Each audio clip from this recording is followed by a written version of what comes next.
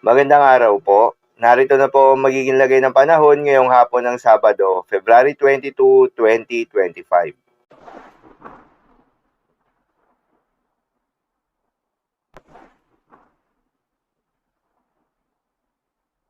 Sa kasalukuyan at ayon sa pag-asa, shear line o yung salubungan ng malamig na hangin at mainit na hangin na nakakaapekto pa rin sa may Southern Luzon at Visayas. Dahil dito ay asahan yung maulap na kalangitan na may kalat-kalat na mga pagulan at isolated thunderstorms. Habang yung northeast monsoon o hanging amihan ay nakakaapekto pa rin sa nalalabing bahagi ng Luzon. Dahil dito ay asahan yung bahagya hanggang sa maulap na kalangitan na may kasamang mga mahihina hanggang sa katamtaman na mga pagulan. Habang yung easterlies o yung mainit na hangin galing sa may silangan ang nakakaapekto naman sa nalalabing bahagi pa ng ating bansa. Dahil dito ay asahan naman yung bahagya hanggang sa maulap na kalangitan na may kalat-kalat na mga pagulan o thunderstorms. Magandang balita naman dahil ayon sa pag-asa ay wala pa rin tayong binabantayan na low pressure area o bagyo sa loob o malapit sa Philippine Area of Responsibility na maaaring makaapekto sa ating bansa.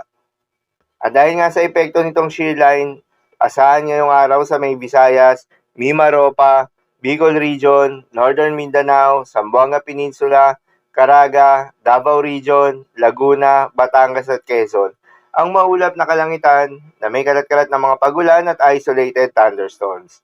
Posible ang mga pagbaha o pagguho ng lupa dahil sa katamtaman hanggang sa kung minsan ay mas malakas na mga pagulan. Habang sa Basilan, Sulu at Tawi-Tawi ay asahan naman yung maulap na kalangitan na may kalat-kalat na mga pagulan at thunderstorms na dulot ng easterlies. Posible rin ang mga pagbaha o pagguho ng lupa dahil sa katamtaman hanggang sa kung minsan ay malakas na pagulan. Habang sa Cagayan Valley, Cordillera Administrative Region at Aurora, ay asahan naman yung maulap na kalangitan na may kasamang mga pagulan na dulot ng northeast monsoon. Posible rin ang mga pagbaha o pagguho ng lupa dahil sa katamtaman hanggang sa kung minsan ay malakas na pagulan.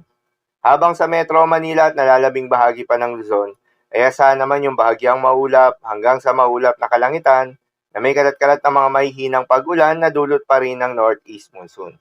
At sa nalalabing bahagi pa nga ng Mindanao ay asahan naman yung bahagyang maulap hanggang sa maulap na kalangitan na may kalat-kalat na mga pagulan o thunderstorms na dulot ng easterlies.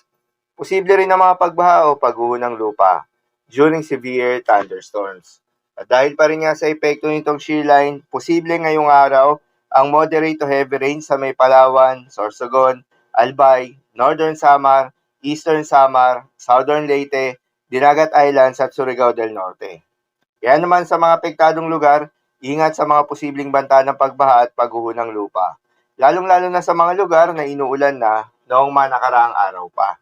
At para naman sa magiging lagay ng mga dagat baybayin, ayon sa pag-asa ay wala pa rin tayong nakataas na gale warning sa anumang seaboards ng ating bansa.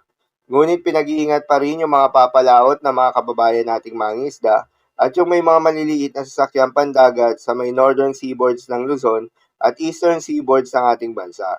Dahil inaasahan pa rin yung katamtaman hanggang sa maalon na karagatan. At sa nalalabing seaboards pa nga ng ating bansa ay asahan yung banayad hanggang sa katamtaman ng mga pag-alon.